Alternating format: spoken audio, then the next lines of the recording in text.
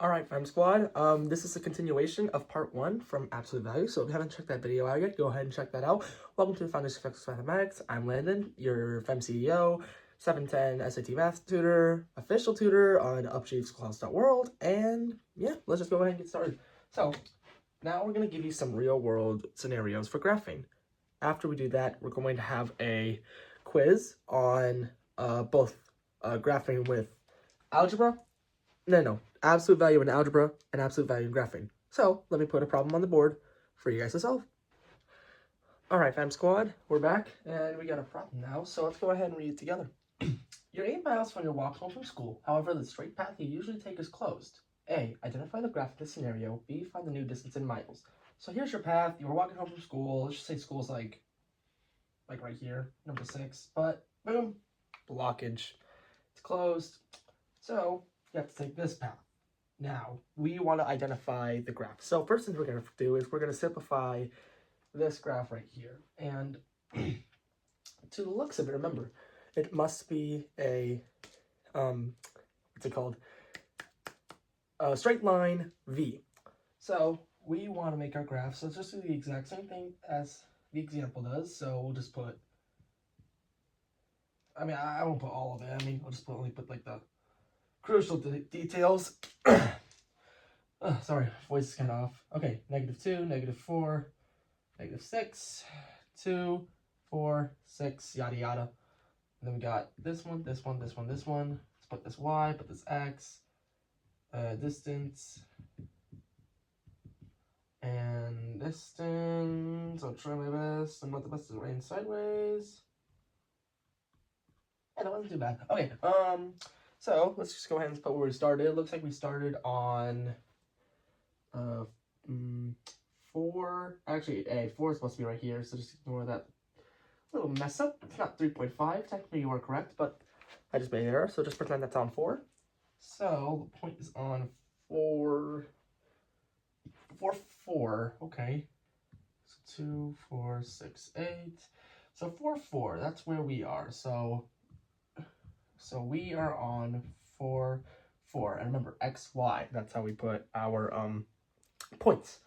Now, our house is in -4. So house equals -4, 4. Not 4, -4. Don't put that, because then we would be going down.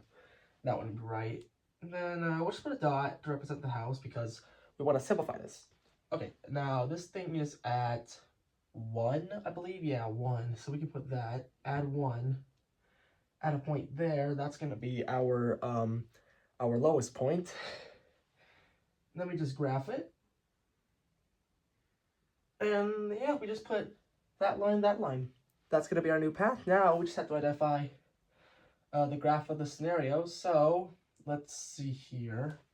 We can do, well, we move up 1, we know that.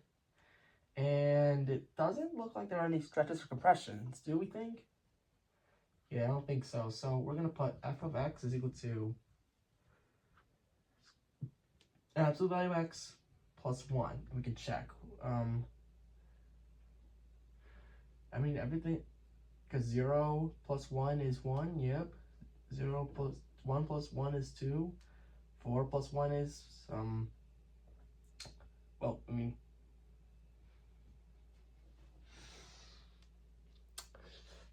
that one. So, actually, this is my mistake, actually. Whoops. I should have made the point go to 0, actually. So this thing is just going to go down to 0. So that's where our lowest point is. It's going to be in the origin. So let's try that again from the top, round 2. There we go. Now we should have a more accurate graph. Yep, 2. Yep.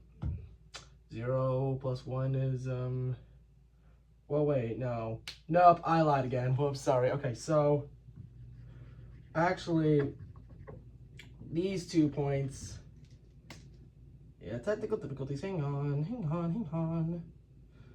1, 2. So 4 is actually going to have to go up to 5 So it's actually going to be 5, 4 and negative 5, 4. Yes. So, but don't worry, because what I just did there was an example of teaching you how to pay attention and making sure to always, listen to me, always plug and chug. What I mean is take the X value, plug it in, and if it does not match up with the, I messed up. If it doesn't match up with the graph, then you're wrong, basically. So plug in X, so 4 is 5, so 4 plus 1, yep, 4 plus 1, yep. Now we have to find the distance. So we are given that we have, now let's understand, let's use the Pythagorean theorem here. It's a squared plus b squared equals c squared. I actually dropped a new FEM single on Spotify and YouTube Music, so I'll put a link in the description for that. But anyway, let's go ahead and graph. So we're gonna put, let me get the same graph here. Now 1, 5, so that means it's gonna be 4 units that way. Let's see, 1, 2, 3, 4, yep, 4 that way. So 4, 4. Now, the Pythagorean theorem, what is it again? A squared plus b squared equals c squared. Good. So a squared plus b squared equals c squared. So now we want to find this thing, or this thing in terms of graphing. So we want to do 4 squared plus 4 squared, which equals 32. So 32 is going to be c squared. Now square root of 32. What can we break 32 up into? 16 and 2, yeah. So we'll have 16 and root 2. Square root of 16 is 4, good. So then we'll have 4 root 2. That'll be for that one. And then for this one, can we just understand that it's a mirrored graph? Remember how, like when it comes to squaring things, it doesn't matter if it's positive or negative. It'll always just be like 4 times 4 and negative 4 times negative 4 is positive. Yeah, so we really don't have to like do it. So that means that 4 root 2 and 4 root 2, really, it's just going to be root 2 4 plus 4 root 2. So that means it's going to be 2 4 root 2. So it's going to be 8 root 2 miles. So yeah, that was kind of an increase, but it wasn't too much. Now hopefully the road opens again. Okay, so now we're going to do a practice quiz, and we are going to do 2 of algebra and 2 of graphing. So I'm going to put them on the board, and then I'm going to let you do it. So let me put the board up real quick. Okay, I put some problems on the board. I'm not going to go with you, so whenever you're ready, you can pause the video, and then I'm going to cut the video, and I'm going to show the answers on the screen. So go ahead, take a moment, pause the video, and then we'll regroup.